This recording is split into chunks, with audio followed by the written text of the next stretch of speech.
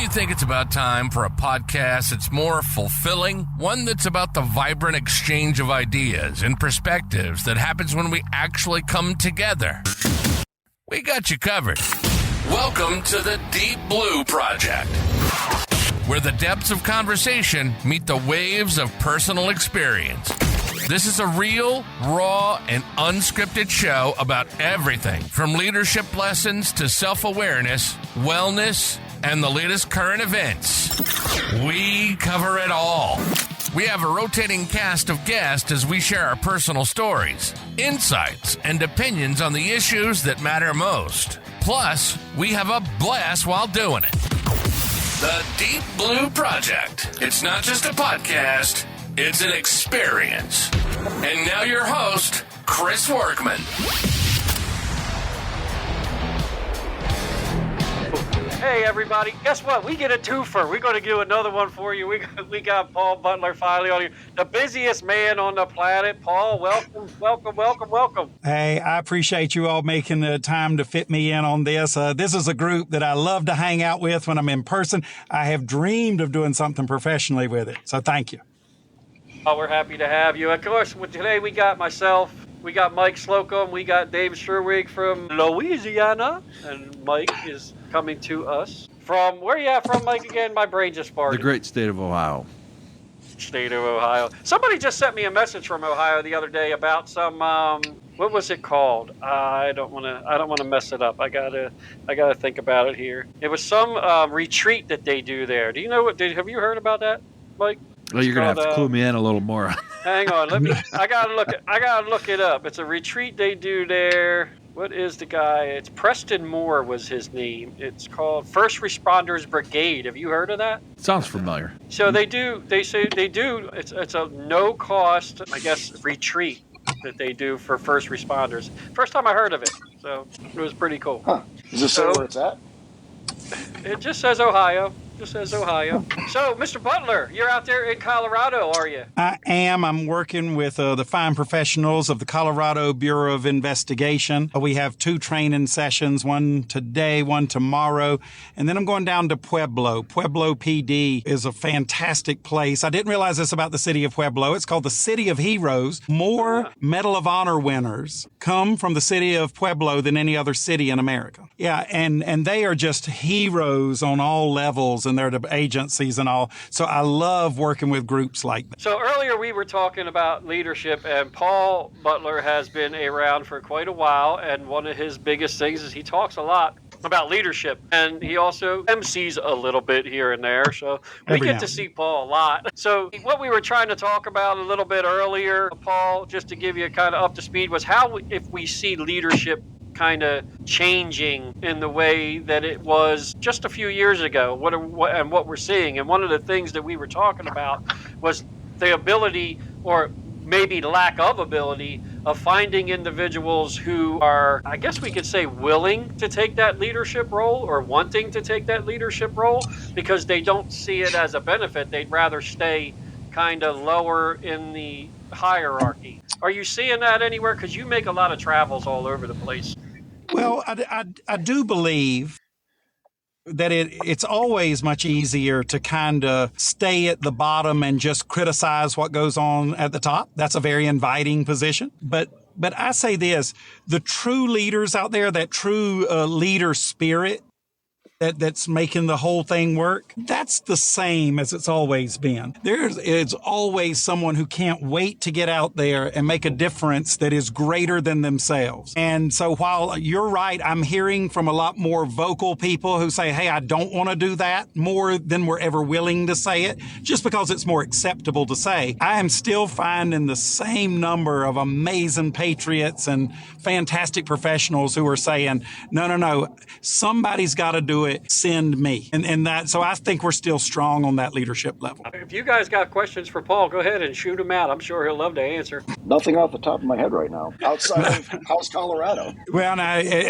this is a state I love, and I'm going to tell you, I'm super proud that when I work in South Carolina, when I work in Louisiana, when I work in Ohio, all right? There's no doubt. Those are places I go and I really enjoy working. But if you want to know the truth, there's a lot of good strong police support in those areas. And you don't sometimes know what kind of leader you have or what kind of officer you have when everybody's saying, well, we're going to give you a lot of grace and a lot of ability to make mistakes. Now, when you're working in a place like Colorado, well, all of a sudden, the margin for error is much more slim. And what I find here is the people who are doing the job get tested every day.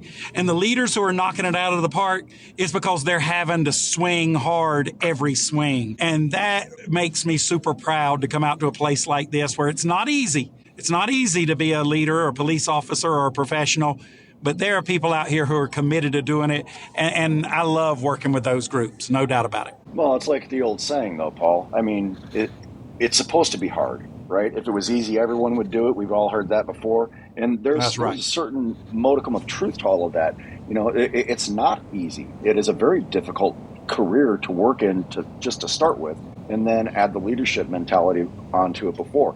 And we were talking on the last recording in regards to, you know, I was one of those guys. I wasn't a constant complainer, but I was the guy that avoided the promotion and avoided the responsibility because I was doing it away from work in so many different areas, but I didn't do it at work. And like I was telling the guys earlier, it's for a wide variety of reasons, but mostly because I didn't trust our mayor. I didn't like him. He was a liar and had run-ins with him and everything else. So I stood on the sidelines for the better part of my career. It took me moving down to Louisiana to make that change and make that impact felt at my profession, something I hadn't done up until that point. Well, I love that it's never too late to start because you are one of those leaders and professionals and just people in general who's a role model for a lot of people, including me. And I had the opposite story. You know, I've wanted to be a leader from the day I started on the job. I looked around and saw people doing it and thought, God, if that guy can do it, I know I can do it, right?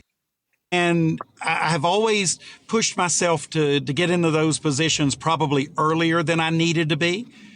And I have to say, of my 27 years on the job, I don't think I ever had a full year where I thought, yeah, I really got a handle on this. I was swimming like I was learning how to do it every day of my life. And that was one of my superpowers. That became a benefit because I knew I had to get out there and outwork everyone. Knew I had to get out there and outstudy and outprepare everyone. And when I couldn't do it, and that was a lot of times, what I had to do was build relationships with people like you guys who wouldn't let me fail even when I was over my head. And I think that that's a lost art these days, is just trying to build relationships that turn into partnerships and partnerships that become friendships, because friendships just don't let friends fail. I think that's an awesome thought. I think that's one of the things from the day that, I can say that I met Paul years ago. And then just you have that, having people that are that constant bond for you is something that makes everything better when you have those tough times, when you have those points where you think you're just, I don't want to say over your head, but you're just taking that pause, that you have those people that just reach out, or you know you can reach out to, and they're always uplifting for you. And Paul, I thank you for being that person. I tell people all the time, once I say, out of the blue, Paul Butler, I'll get a text message from Paul Butler just asking me, how are you doing today, my friend? And you just got to smile, and you can't do anything but smile when you get that text message. It's just, and Paul, I thank you very much for that, because it always seems to come at the perfect time. Well, I think that when I left the job, I had the same concern that everyone has, and sometimes it's a fear, is that, well, then I'm going to move away from this group of support and all these great people that I love working with and that I'd give my life for, and I know they give their life for me. But I have found that I've just moved it into a global network that way. Each of you guys, from Mike and David, and obviously you, Chris, you're just guys I could call on if I need advice or needed a kidney, right? Like I just didn't I didn't lose a lot by leaving the job. I almost feel like I gained a brand new network that is incredibly powerful and probably even more far-reaching. Well, if you feel like you're the beneficiary of something like that, then what's your obligation in the deal? How do you go be a better friend to them than they're being to you? And you guys make that tough, no doubt about it. Yeah, I appreciate that sentiment. I'll jump in on that just for the listeners. When I was doing, in 2013, I went to Cleveland State University to get my master's in public administration. And at the end of the introduction class, our professor gave us a list of I don't know, it was like 10 pieces of advice from her career. And the number one thing on that list was relationships matter. And I always remembered that. And to be honest with you, that's the only thing I actually remember out of the top 10. But that was number one. And, maybe it didn't resonate with me right then. But as the years have gone by and as I've experienced life more, nothing further from the truth, not only in public administration, but just in life in general. And so in leadership, you need those relationships. Absolutely. When you mentioned earlier about, some of the changes in the job MIC and the people, I think the number one leadership change that I've seen, we've always had people who've taken care of business. The worst one we had knew how to go do the job. I think that the biggest change I've seen is that shift in focus. The really good leaders don't just take care of business, they take care of their people. And I have found out that that's not as difficult or complex as we make it. We've turned this into, some big, boogeyman. Like, oh my gosh, I don't know how to take care of those people. But the deal is that little check-in, that little I care about you, that remembering their birthday or knowing their wife or husband and children's names, all of a sudden letting them know I see you means you're valuable to me. And I think that the best leaders these days aren't just the ones who are able to take care of business. It's the ones who take care of the people who are taking care of business, and that's their people. Right. Well, I think we're trying to do that even more every day. Unfortunately, I think for some of us, I feel some people say it's a better late than never, but sometimes we're actually starting to kind of key on that, which is something we should probably be teaching our people from the academy on. Hopefully that shift is coming. You see it, I think, more in smaller agencies from the people that I talk to. Maybe because it's easier, I don't know. Maybe because it's easier for the people at the top, if they truly want to know their people, because they're not dealing with hundreds of officers, they're dealing with small numbers. So, you have to start somewhere. And a lot of people ask me, well, how do I do that in a place like Philadelphia? Or how do I do that in a place like Minnesota? Well, a lot of your places are, you have, smaller sections or you like it could be at the precinct level. It doesn't have to necessarily be at the top level. You can start it at the precinct level. And that's kind of what we've been trying to tell people when they ask that, like, just have that one person that cares. It will make a difference, even if it's at that level. Well, I think too many people miss opportunities because they're waiting to make this big impact. I've done it on an airplane in a 45-minute flight, in a rental car line while we're waiting to get a rental car, or in a hotel lobby while you're waiting to get checked in. Chris, you've written a book is what I consider to be what should be a bestseller in the world, because you're able to kind of draw from how it was. And on this call, we all know how it was. Whatever you saw out there, they told you to suck it up. They came to you and they didn't ask you, were you okay? They told you you were okay. Yeah. They were like, hey, David, you're okay, right? You'll be okay. Go to the next call. And then it changed to where they quit saying you'll be okay to you're okay, right? In other words, just trying to lead the witness for shaking in their boots that someone's going to say, no, I'm really not okay, right? But now I have to say, I'm listening to people, and people do it for me. They see me traveling like a crazy man, like I'm running from the police or something. It's just 10 days on the road at a time, and I'll have people reach out. Hey, are you okay? And I'm like, yeah, I'm doing great, and I'm doing this. Like, yeah. But are you okay? Yeah. It's not, are you doing great work? Not, are you making a big difference? Is that wearing you down? Because if you need something, man, I'm there for you. And I can tell it's a new generation of leadership, but I say this about that young generation that everybody worries about. I don't worry about them. They are so much more in tune with their feelings, so much more willing to talk about their stuff. Even when I had problems, I wouldn't have told it. Yeah.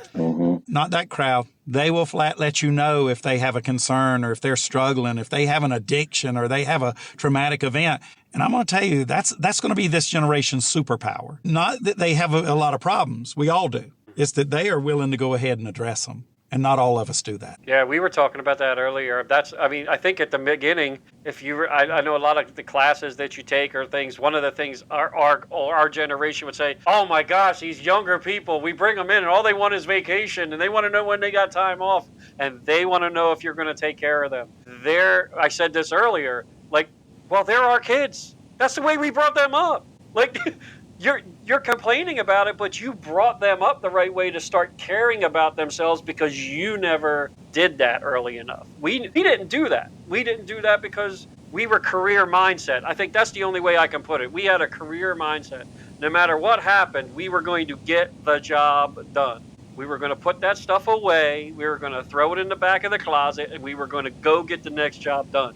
And they're willing to tell you, hey, man, I ain't feeling good about this. And that's a good thing. Yeah, well, I mean, because as you said, we were willing to do it if it cost us our faith and our family and our friends. Like we were just going to be dying old and alone and bitter and worn out. And they don't want to go out that way. And I don't blame them. I wouldn't want that for my children. I had somebody talking to me and they were saying, you know, if their child came to them and wanted to do the job, they would tell them they wouldn't, not because they don't think that their child would be good for the job. It's that they don't think the job would be good for their child. And until we get that fixed, people like us are going to look around and say, I don't know if that's how I want my child to be treated or viewed, because we got through it okay. But I'm going to tell you, it leaves some scars. Even if it doesn't leave it with us, it'll leave it with the ones who love us. And I saw this quote the other day, and what they were doing, they're giving a guy all these medals. It was a World War II hero. And Eddie Albert, he was an actor. A lot of people wouldn't remember him.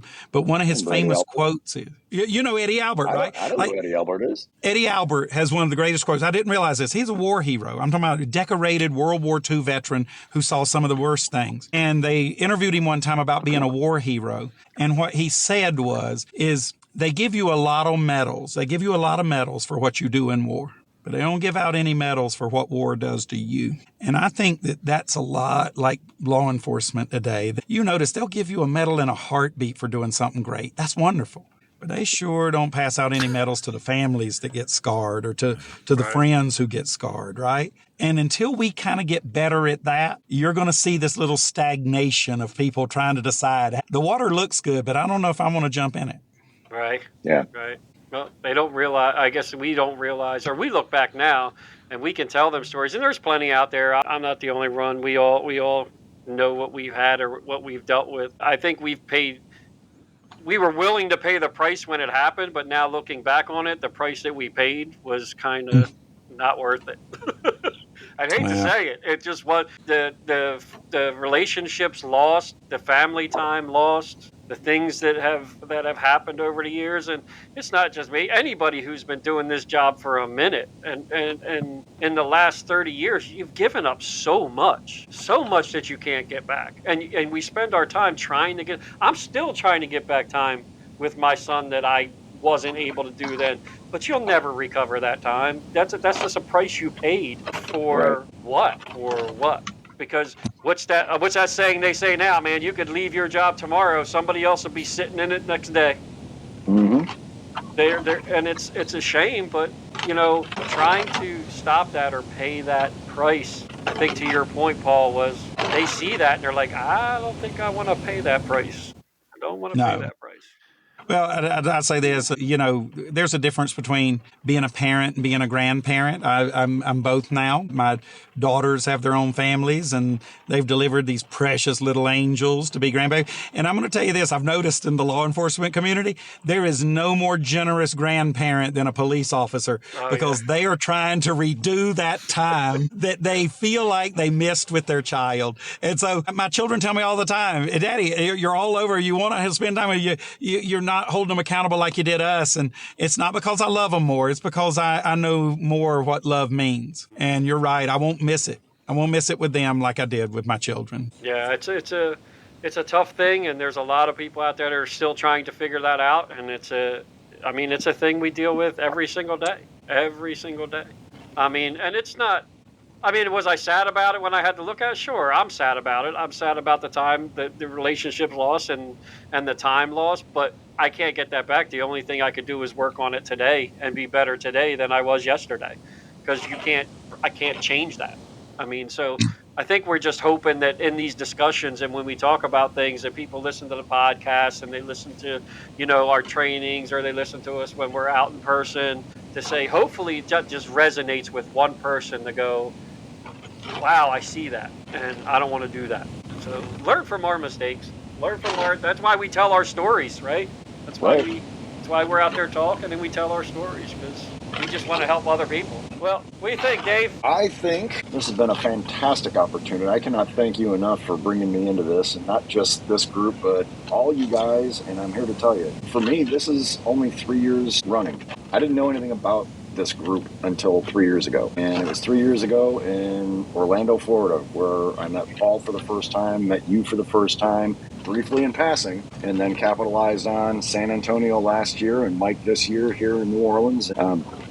As the old saying goes, I'm all in, and this is what I want to do moving forward. My goal is to continue to do this and evolve and build something, as we were talking in the last conversation about, I want to leave my agency that I'm at, because this is my last one. I'm not going anywhere else. So I'm in the twilight of my career, and I want to be able to leave something that's going to last for a legacy for the next generation. And it starts with aligning myself with great leaders like you guys and maintaining that contact.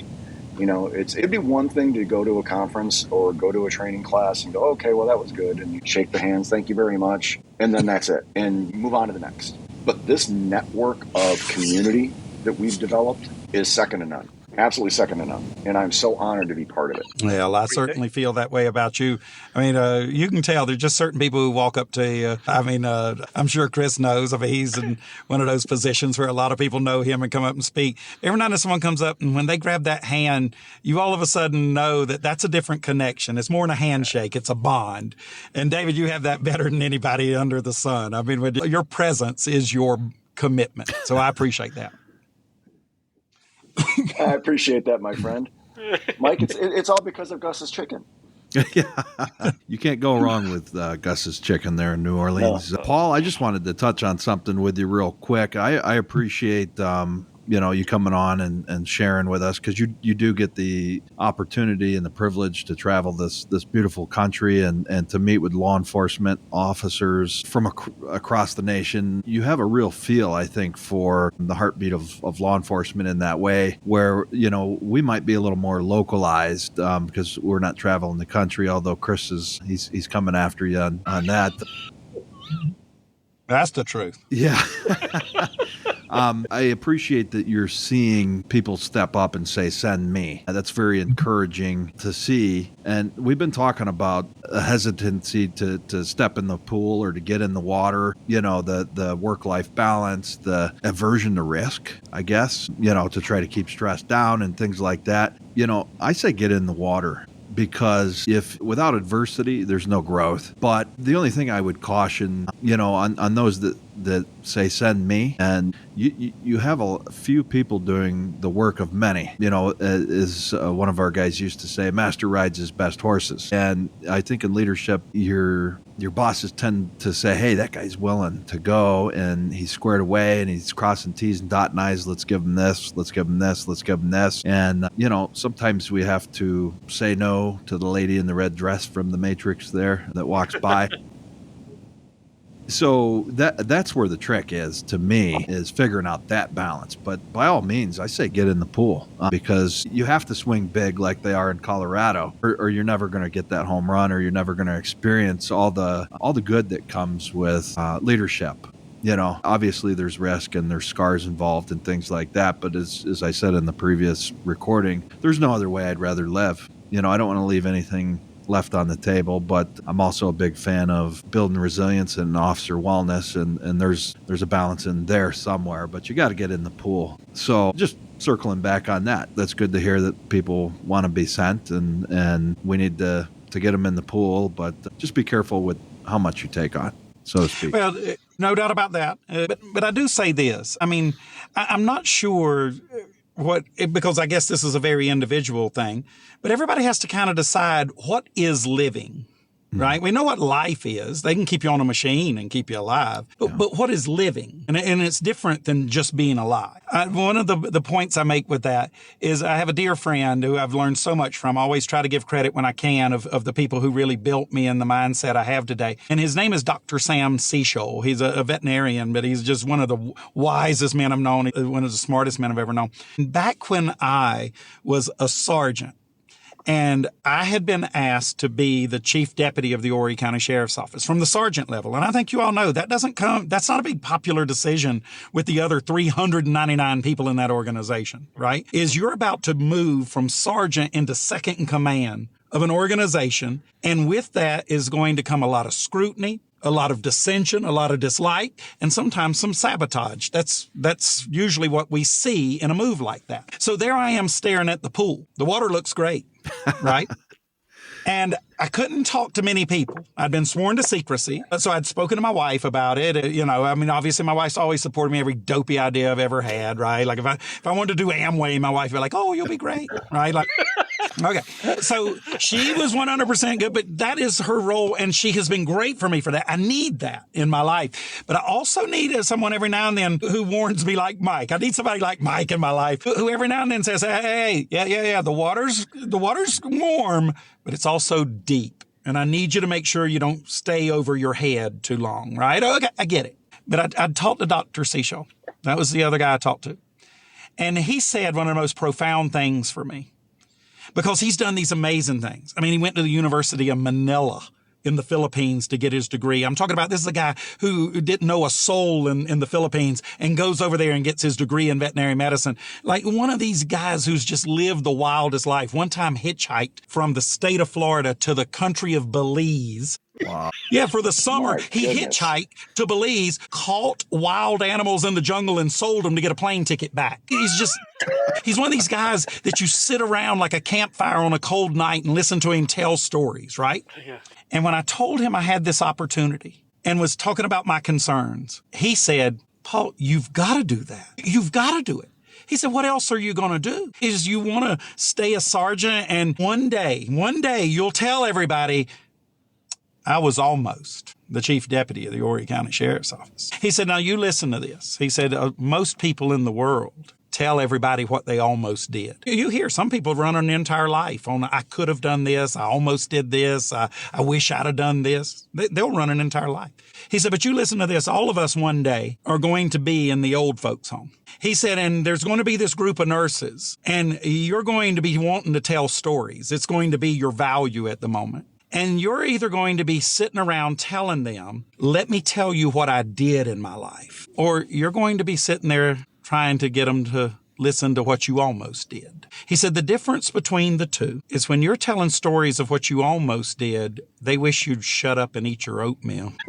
Whereas if you're telling stories of what you actually did in life, they're riveted. They can't turn away. I'm sitting here on a podcast with guys who have reached out and grabbed that brass ring that everyone else would have said. I'm like Chris Workman. Let me tell you about the book I almost wrote. They tell me that story of David of like, I had this wonderful career and I retired and I had enough to pay my bills and do these wonderful cruises and all. And I just almost went back and was this incredible leader. And then they're like, Mike, they're like, let me tell you, I almost was part of this foundation that really saved lives and changed. And what everybody wishes is those people would shut up and eat their oatmeal. You are guys who lived it. That is a story worth hearing. The only reason anybody wants to listen to this podcast isn't because we dream bigger than anyone else. It's because we're willing to do more than anyone else. And this is what I'd recommend to people is just don't try to stay alive in this world. Try to live. And every now and then that comes with a little risk. Take care of yourself. Take care of those around you. Surround yourself with friends like I have who will kind of protect you from yourself sometimes. But don't you be afraid to jump out there in that water and paddle like heck. And it doesn't matter if you see a shark every now and then. Makes a better story when you get out on the other side. I don't think absolutely. I could ever add anything more to that fantastic Paul Butler way of putting things. Man, I love you, brother. I swear. You just leave me whenever I get done talking to you or whenever you get done telling these stories, my heart just feels so full. I can't. People are going to be out there going, this guy's corny as shit. No, I can't explain it to you. The way that I feel when he just finishes telling a story like that is like, I could go fight a bear right now. I'm like, I'm ready to go. Let's go. Well, I just want to live every day, right? I just don't know how much of it, how many more days I have. Certainly not the next moment is promised. And around my funeral, I know that there'll be some times when my family said, I wish I'd have had more time with him. And there'll be people who say, yeah, I wish I'd have gotten a few more calls from him and all. But there won't be anybody saying, I don't know what he did in life. They'll be able to point to those things because I'm just not missing any opportunity. That's whether it's in Colorado or whether it's in Uganda, Africa. What I'm going to do is when there's a chance, I'm going to get out there and I'm going to serve. If somebody's got to go, send me. Well, we all know that. We love you for it, Paul, and we're happy to see you every time we see you. And I always love seeing you in that little extra special grip and that I love you, brother. So I love you, brother. I thank you very much for your time. I know you're very busy. I appreciate you coming on from us from Colorado, and thank you for spending the time with us, my friend. Well, thank you. Thank you for the invitation. Thank you for the honor. I thank you most of all for the friendship. Guys like you make a difference for guys like me. I mean, I'm running it like it's a rocket, but I promise you guys like you are the fuel in that rocket. And I'm actually glad I missed the segment with Michael Laidler. He's kind of a rock star, and I wouldn't want to be overshadowed. I'm kind of feeling good that this got broken into 2 segments. I listened to that other, but I'm glad I wasn't a part of it. It works out well. Well, thank you, my friends, again. I appreciate you taking the time. Paul, please take care of yourself and enjoy your time out in Colorado. Gentlemen, thank you again, and we will see you on the other side. Stay safe. Love you guys. You've been listening to the Deep Blue Project. As a father, husband, friend, and someone who loves to chat about anything and everything, Chris brings over 3 decades of public service experience to the table. With a background in firefighting and law enforcement, along with degrees in criminal justice and behavioral science, he's seen it all, and he's learned a thing or two along the way. We hope you enjoyed the show. If you did, make sure to like, rate, and review. We'll be back soon. But in the meantime, find us on LinkedIn and X at Deep Blue Project. Find our website at deepblueproject.com. And to reach out, send an email to deepblueproject@outlook.com. Keep keeping it real, and we'll see you next time on the Deep Blue Project.